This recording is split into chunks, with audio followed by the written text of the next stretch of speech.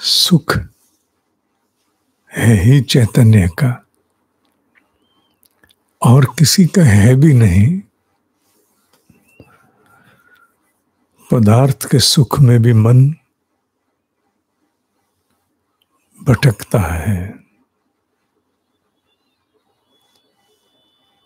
1 करोड़ रुपए की भी घड़ी पहनी हो तो घड़ी का सुख नहीं, दृष्टि ढूंढती है कि इसका प्रभाव कहां कहां किस किस में गया है। भीतर का मन इस बात के लिए गर्व अनुभव करता है कि मेरे पास इतनी महंगी घड़ी है, पर सुख वो मुक्त है। पदार्थ जीवन के संचालन के लिए अनिवार्य है, सुविधा के लिए परम आवश्यक भी है। उसके बिना जीवन नहीं चल सकता, बहुत अनिवार्य है। जीवन का निर्वहन बिना पदार्थ असंभव है, पर सुख इससे सर्वथा भिन्न है। सुविधा की खोज हो तो पदार्थ में ढूंढो, सुख की खोज हो तो अंतर जगत के चैतन्य में ढूंढो। दोनों अपने आप में अपने अपने स्तर का सत्य है, अपने अपने स्तर का। दोनों अनिवार्य हैं, पर एक दूसरे में एक दूसरे को नहीं खोजना।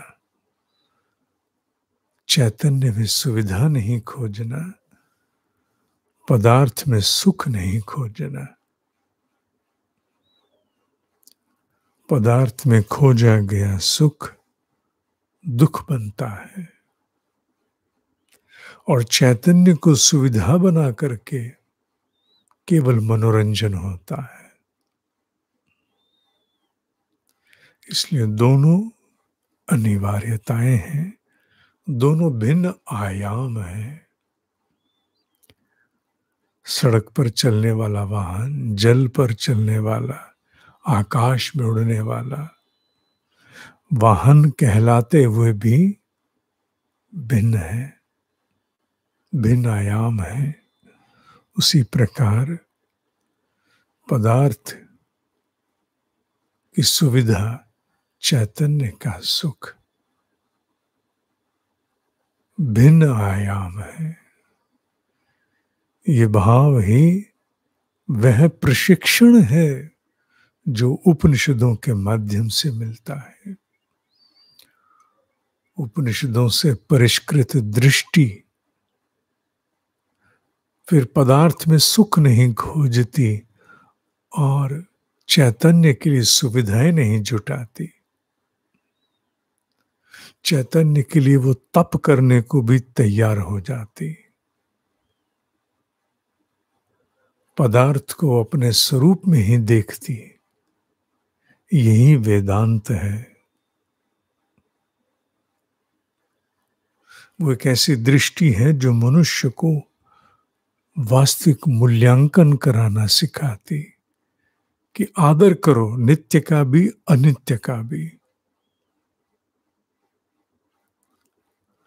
अनित्य को नित्य की भांति सिर पे मत चढ़ा बैठो, और नित्य को अनित्य की भांति गौण मत कर देना।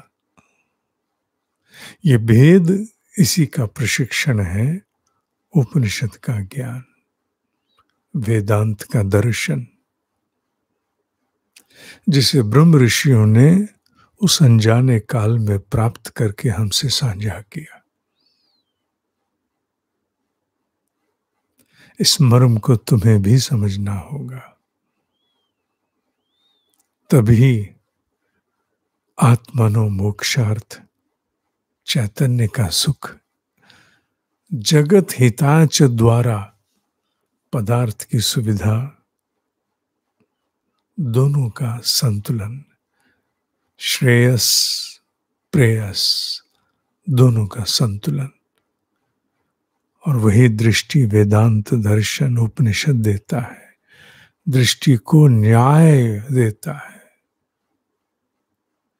दृष्टि को न्याय मूर्ति बनाता है। आज के लिए इतना ही। ओम ही सत्य है, ओम ही सत्य है, ओम ही सत्य है।